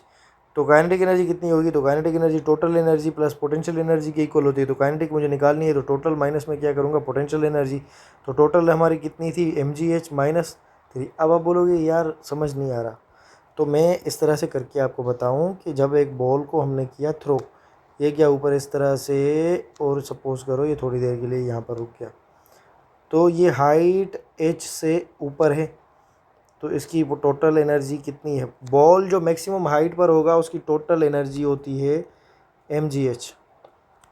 टोटल एनर्जी कितनी होती है, mgh। अब जब ये हाइट 3h/2 था, 4 था, 3h/4 पर है, तो मुझे इसके पोटेंशियल एनर्जी और काइनेटिक एनर्जी का रेशो निकालना है, यानी कि इस हाइट पर kinetic energy ratio potential energy क्या होगा। तो आप क्या करोगे, आपने ये टोटल एनर्जी, अब पोटेंशियल एनर्जी का तो फॉर्मूला भाई सेम है, पोटेंशियल एनर्जी mgh के इक्वल है, और यहाँ पर आपको h किसके इक्वल है, 3/4h। तो यहाँ पर मैं पोटेंशियल एनर्जी का फॉर्मूला रखूँ P is equals to mg, और यहाँ पर h डैश की जगह पर मैं रखूँगा 3h/4। तो यहाँ पर मैं लिख सकता हूँ 3/4 mgh। ये किसका फॉर्मूला है, पोटेंशियल एनर्जी का। ठीक भाई, एक तो ये चीज़ हमने लिख ली। अब एक सिंपल चीज़, वो कौन सी है, kinetic energy plus potential energy is equals to total energy as per law of conservation of energy. तो अगर मुझे काइनेटिक एनर्जी निकालनी है तो काइनेटिक एनर्जी यहीं रहेगी, टोटल एनर्जी में से पोटेंशियल एनर्जी को कर लेंगे हम माइनस। टोटल एनर्जी भाई कितनी है, तो टोटल एनर्जी मैंने निकाली थी जो यहाँ पर है, वो कितनी थी, mgh। उसमें से क्या निकालना है भाई, उसमें से निकालना है 3/4 mgh। आपके पास जो रिज़ल्ट बनेगा वो क्या बनेगा, उसके पास रिज़ल्ट बनेगा भाई, ये आपके पास बनेगा 4 mgh माइनस ये 3 mgh, तो ये किसके इक्वल होगा, mgh/4। तो ये दोनों के वैल्यूज़ आए हैं, पोटेंशियल एनर्जी का कितना है mgh/4, काइनेटिक एनर्जी का कितना है, पोटेंशियल एनर्जी का है 3/4 mgh, काइनेटिक एनर्जी का कितना है mgh/4। अब आपको जो रेशो चाहिए that is kinetic upon potential. Kinetic की वैल्यू कितनी है, mgh/4 डिवाइडेड बाय 3/4 mgh। अब ये कितना आएगा, mgh/4 मल्टीप्लिकेशन 4 ऊपर 3 नीचे, mgh में मर गया, 4 में मर गया, 1:3। हाँ, सांस अटक गई भाई। ठीक है, तो ये कितना था, 1:3, यही आंसर था ना। तो ये आपका करेक्ट आंसर है। आई होप कि ये आपको क्लियर हुआ होगा। A car of mass m is driven with an acceleration a along a straight level road against a constant external resistive force when the velocity of car is v at the rate at which the engine of car is doing work। तो भाई इसमें एक छोटा सा concept है, suppose करो कि ये कार है, ये जा रही है इस डायरेक्शन में, अब इसकी इंजन वर्क कर रही होगी, लेकिन ये बोल रहा है कि आपके पास इस पर एक्सटर्नल रेजिस्टिव फोर्स भी लग रहा है, तो वो उसको क्या करेगा, कम करेगा। अगर मुझे वेलोसिटी इसकी मेंटेन करनी है या इसका जो वर्क है या टू कीप इट मूविंग, तो मुझे क्या करना पड़ेगा, मुझे इसके रेजिस्टिव फोर्स के अपोजिट में एक फोर्स लॉन्च करना पड़ेगा। तो जब मैं फोर्स लॉन्च करूँगा तो 2 फोर्स हो जाएंगे मेरे, तभी तो ये इस वेलोसिटी के साथ मूव करेगी। ठीक है, कॉन्सेप्ट तो भाई यही है। अब रेजिस्टिव फोर्स की वैल्यू क्या है, आर है, ये है कितना, आर, ये है रेजिस्टिव फोर्स, और ये मेरे वाले फोर्स की वैल्यू क्या है, इसकी वैल्यू है एफ। ठीक है, इसकी वैल्यू कितनी है,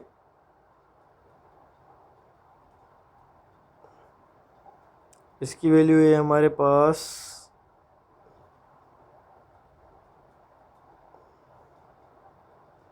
रेजिस्टिव फोर्स की वैल्यू है आर, और उसकी वैल्यू गिवन नहीं है। ठीक है, कोई मसला नहीं।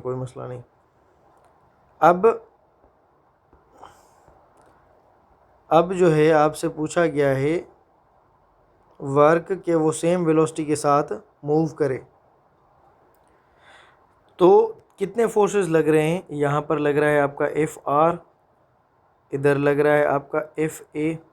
ठीक है, तो इसको अगर मैं पूरी चीज़ को मैंने कॉन्सेप्ट दे दिया, अगर मैं इसको समराइज़ करूँ तो इसको मैं किस तरह से लिखूँगा, आपको मैं यहाँ पर इसका आइडिया दूंगा कि एक है इंजन का फोर्स, दूसरा है रेजिस्टिव फोर्स, यानी कि एफ रेजिस्टिव। इंजन का फोर्स लग रहा है इस डायरेक्शन में, रेजिस्टिव फोर्स लग रहा है इस डायरेक्शन में।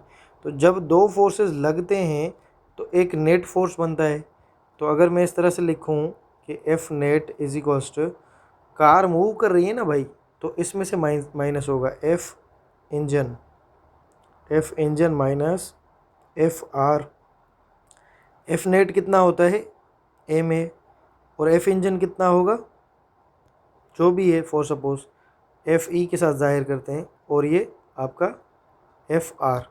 तो अगर एफ इंजन में निकालूं तो क्या आएगा, F engine will be M A plus F R, यानी कि रिएक्शनल फोर्स। और इसने एफ आर नहीं लिखा, सिर्फ आर लिखा है, तो यहाँ पर मैं लिख लेता हूँ एम ए प्लस आर। अब यहाँ पर जो सवाल आपसे पूछा गया है वो पूछा गया है कि rate of doing work at which the car's velocity must be V. तो रेट ऑफ डूइंग वर्क क्या होता है, पावर। तो पावर को आप बोलते हो फोर्स इनटू वेलोसिटी। तो फोर्स की वैल्यू क्या है, फोर्स की वैल्यू आपके पास आ गई है M A plus R into V. तो यही तो आपका आंसर है, ये इधर लिखा हुआ है। A pump motor is used to deliver water at a certain rate from a given pipe to obtain twice as much water from the same pipe in the same time. The power of motor has to be increased to।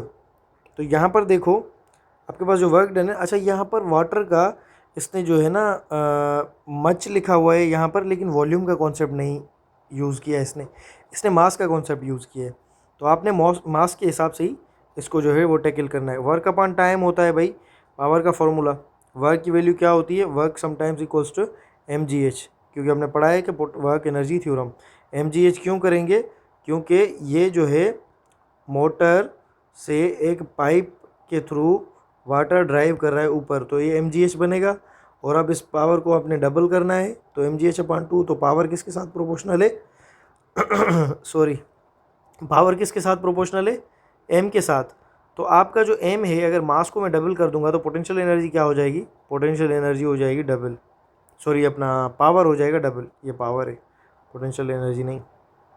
तो ये 2 times.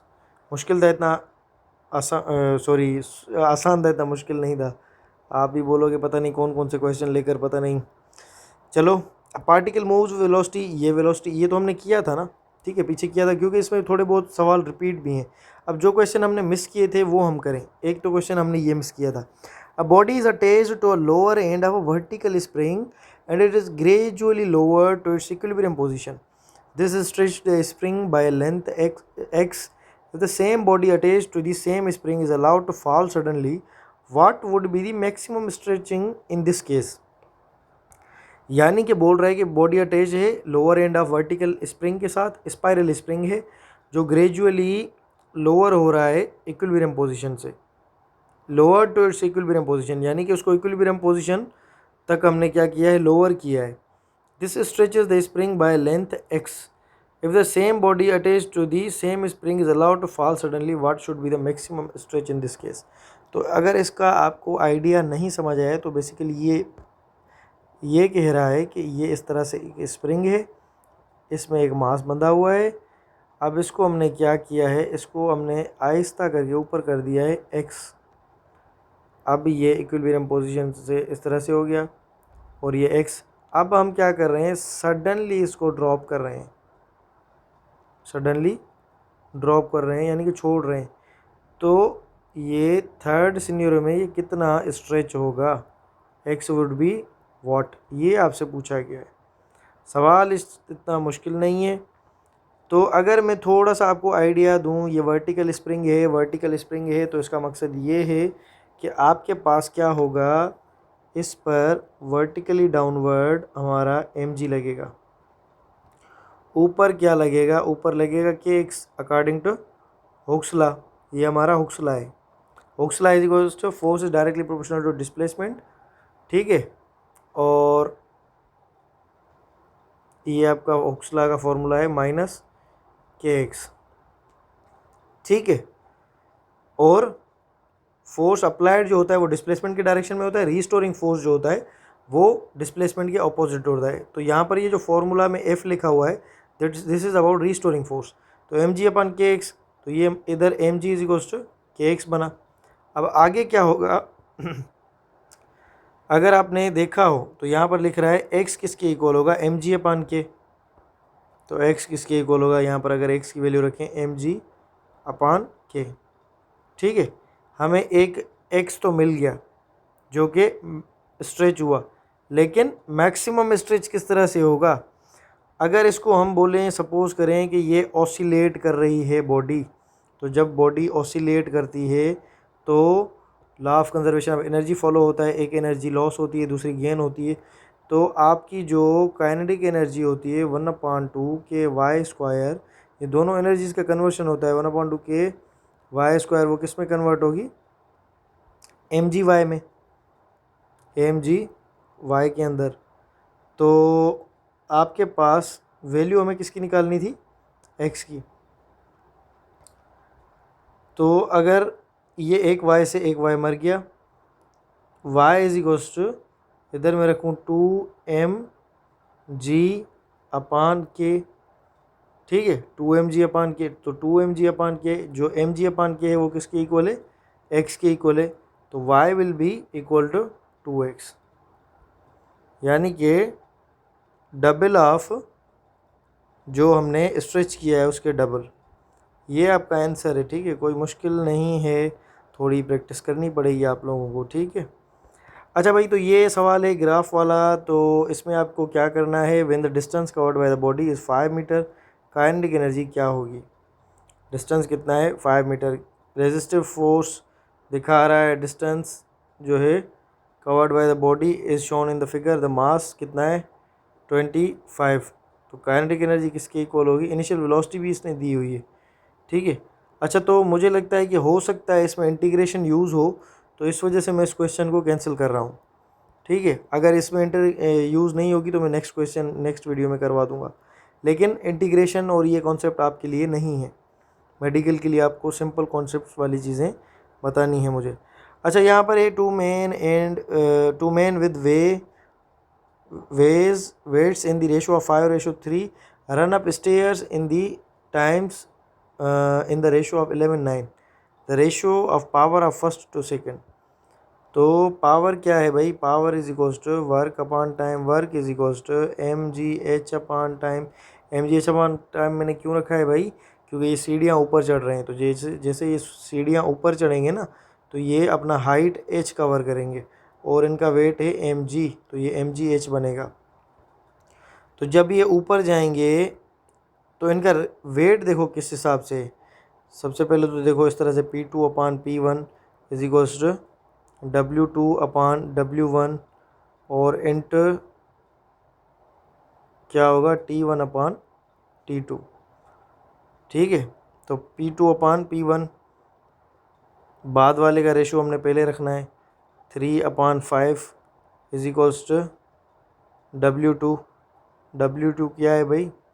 Wait इनका, नहीं, ये power तो हमें निकालना है, हमें यहाँ पर वेट रखना है।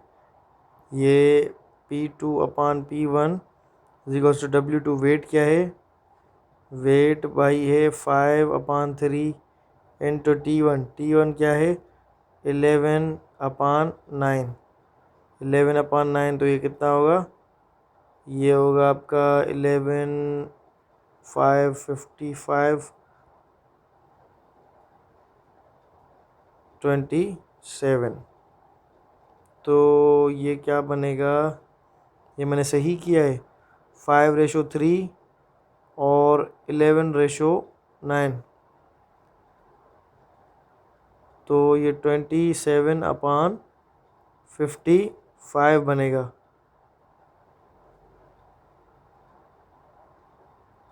ठीक है। The ratio of power of first to second in the times of. अच्छा, इसको मैं सही से ये नीचे लिख के करूँ, क्योंकि ये क्वेश्चन कर रहा है थोड़ी मस्ती मेरे साथ। P is equals to, power is equals to mgh/t is equals to W into h/t। P2/P1 is equals to weight of second person upon first person into time of first person upon time of second person, time of first person, time of second person. Weight कितना है? 5:3। बाद वाले का कितना है? बाद वाले का है 3। पहले वाले का कितना है? 5 इंटू टाइम। टाइम पहले वाले का कितना है 11, तो यहाँ पर मैं रखूँगा 11, बाद वाले का कितना है 9, इस तरह से ही है ना। हाँ, बाद वाले का 9 है। तो P2 अपान P1 मुझे निकालनी है। P2 अपान P1 ये क्या होगा 33 अपान 45। यहाँ पर इसका मैं रेशो निकालूंगा, ये होगा 1 और ये 9। तो अगर मैं P1 और P2 की रेशो निकालूं, क्योंकि P1 पहले गिवन है, P1 क्या था 5, तो 5 ऊपर रखा था मैंने, नीचे रखा था 5 मैंने नीचे रखा था, तो ये क्या होगा 9:11। ये डी ऑप्शन करेक्ट है भाई, सही से हो गया, क्योंकि पहले मैंने यहाँ पर मिस्टेक की थी। आप लोग कर लोगे ये question. Force applied by engine train mass velocity 5 से कितनी होगी 25, 5 मिनट में पावर बताओ। पावर किस तरह से करोगे, वर्क अपान टाइम, वर्क की जगह पर काइनेटिक एनर्जी करोगे, kinetic energy upon time. Kinetic energy में क्या करोगे 1/2 mv², mv² में क्या करोगे V final square minus V initial in square, और नीचे टाइम के साथ डिवाइड करोगे, आंसर आ जाएगा। पंप डिलीवर ये सेम क्वेश्चन है। अ कार एम ये सेम क्वेश्चन है, ये भी सेम क्वेश्चन है। तो आपकी ये वाली वर्कशीट हो गई सॉल्व। और इस वीडियो को अपने फ्रेंड्स के साथ लाजमी शेयर करें। देखें, ये मैं वीडियोस 1 गो में बनाता हूँ, तो बीच में अगर कैलकुलेशन में थोड़ी बहुत मिस्टेक हो जाए तो काइंडली मुझे माफ़ कर दें, और ये मैं आगे आगे उसको मैं फिर देख के रेक्टिफाई कर देता हूँ। एडिट में बहुत ज़्यादा टाइम लगता है, इतना टाइम नहीं मिलता। कोशिश करता हूँ जो छोटी मोटी चीज़ें होती हैं वो एडिट करके आपके साथ वीडियो शेयर कर देता हूँ मैं, ठीक है। वीडियो मैंने बड़ी मेहनत से बनाई है। लाजमी अपने रिव्यूज़ देना कि आपको काम आ रही है ये चीज़ें, या मैं ऐसे ही करवा रहा हूँ। अगर आपकी हेल्प हो रही है तो सबसे पहले आपने इस वीडियो को अपने फ्रेंड्स के साथ शेयर करना है। मैंने आपको सब्सक्राइब के लिए नहीं बोला, लाइक के लिए नहीं बोला, सिर्फ शेयर का मैं इस वजह से बोलता हूँ ताकि सबका फ़ायदा हो, ठीक है। और ये सीरीज़ कंटिन्यू है, सबको दोस्तों को बताएं। PDF के लिए ग्रुप ज्वाइन करें, और चैनल की अपडेट के लिए व्हाट्सएप चैनल को ज्वाइन करें। तो wish you all the very best. अल्लाह हाफिज़।